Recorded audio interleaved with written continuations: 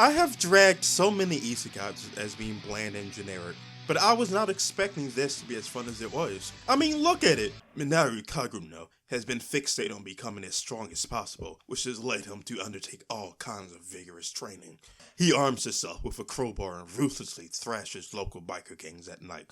Boring! This looks and sounds like complete garbage. However, I was not expecting the show to turn out like this. What seemed like a pretty boring and run-of-the-mill isekai show with an edgy main character who skulks the night to prove his power, ended off the first episode with the dude jumping in front of a truck. Characters usually accidentally get, sent to a fantasy world after some tragic accident, but this dude was so dedicated, so about it, that he jumped in front of the truck to send himself to the fantasy world. That's when I knew that this show was just built different. The show isn't really about anything specific. You have a main character who wants to be this powerful assassin who works from the shadows, pulling the strings. He formed a group called Shadow Garden, who travels throughout the world going on missions to gather intel on the enemy. Now, the enemy didn't seem to be a real person at first. The main character essentially lied to all of them about this group of people trying to bring back the Demon Lord or whatever because, he's a giant dork. And then a group just happened to be doing something similar to that. So, it was a happy coincidence for him. And that's one of the funnier aspects of the show, the roleplay. The main character is almost like this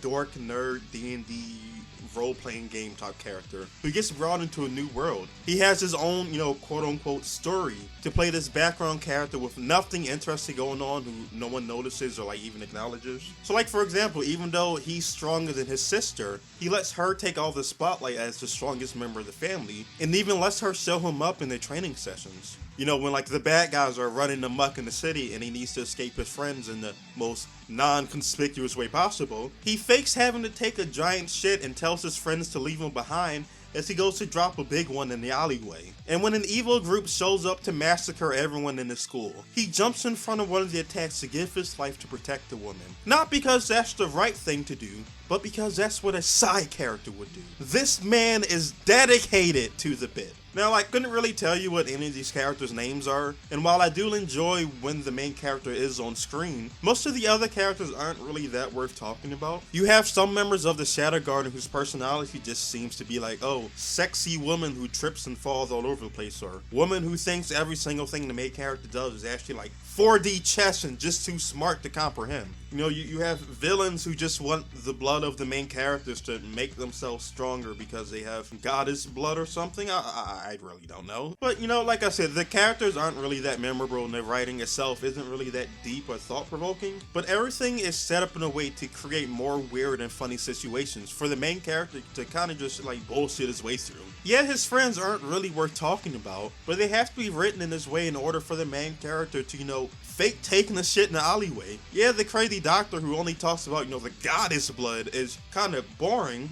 But that character being so, who the fuck cares, leads us to beautiful moments where, the main character tracks one of the kidnapped girls down into the sewer, and he dons his black suit and cloak, puts on his sexy After Dark voice, and then literally turns himself into an atomic bomb and nukes half the city just to prove to this guy he was fighting that he was fucking worthless compared to him. This man nuked half the city to prove a fucking point that the guy he was fighting wasn't shit. Oh my god, I love this show. It's nice when a show isn't really trying to be anything too far out there. The show doesn't try to go out its way to make you love it or be, something different or interesting. It just does its best to be entertaining. There's not a lot of dumb dialogue to explain a bunch of stuff no one cares about. There's not a convoluted plot or a bunch of characters you need to remember, because most of them kind of don't really matter. It's just a really fun show that you can tune into and laugh at the nonsense that the characters will go through to remain on the DL. And because of that, it was honestly one of the few shows that I looked forward to watching every week.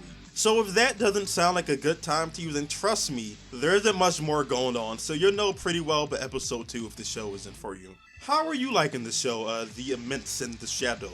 And are you convinced to give it a try? Do you feel like I was pretty accurate in describing the show? Was that a bit off? Was this the next big masterpiece, the second coming of anime Jesus, and I'm just fucking too smooth brain to understand the deeper complexities of the show? But whatever, let me know your thoughts about the show in the comment sections down below. And if you enjoyed the video, don't forget to drop a like, sub to my channel, and follow me on Twitter. And peace, thanks for watching.